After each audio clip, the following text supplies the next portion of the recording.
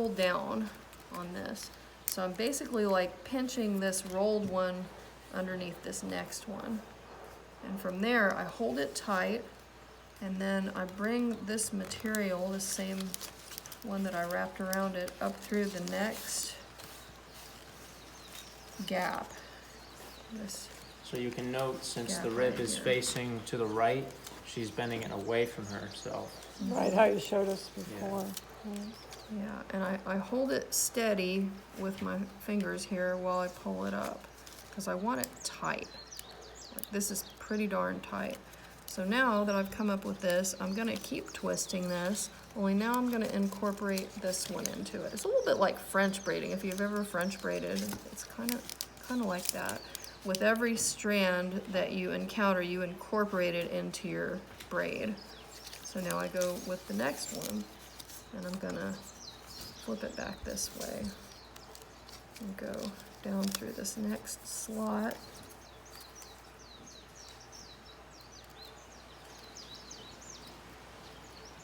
And the ends are kind of fiddly. Thank you, baby.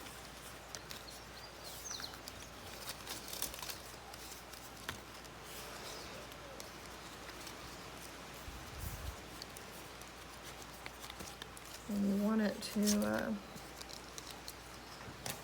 to stay straight, stay oriented in one direction, so that it ends up looking really uniform. And it doesn't matter so much which direction that is, and it may vary from material to material, like how to do that. See, in this case, it went fine this way without twisting. See that? Like, this one needed a twist because it was broken, and if I tried to just go over it like that, it was going to be a real mess. And in this case, so for the next one, I just pull this up out of the way, and then I come up from underneath with the one that I just tucked over it.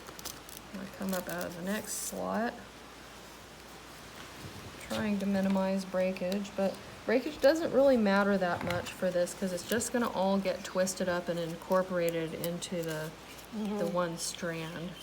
So from here, One strand. exactly. From here, you just take it and you twist it around what you've already got.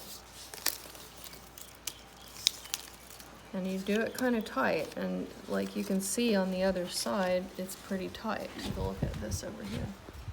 It's pretty tightly pulled. So now with this next one, I'm gonna go down through here. And I'm just basically doing the same thing over and over again. Trying my best not to break the ribs, but if they do break, knowing that it'll be okay. And so with this one So now, I'm since gonna, it's on the left, you bend it towards you. yeah, and then I'm gonna come up through here, To the next. through the next slot. It comes right through, and I might have to push it from the bottom if it's breaking a little bit. And then once I get up here, I just kind of pinch it together with this one and wrap it around and incorporate it right into that. It's almost like a little rope that I'm making here. And so then I take this one and come down through here. And this is a very lengthy thing, and it's most of what's made my hand sore, is this part of the project. So what you can have that will help is if you got like a really strong chip clip or like a good clothespin or something, and you need to take a break, you can just pin it right there, and it'll be waiting for you when you come back, and you won't have to just wear out your pincer grasp like what I've done over the past weeks of doing this project. And you just keep going in this fashion until you get to the very end.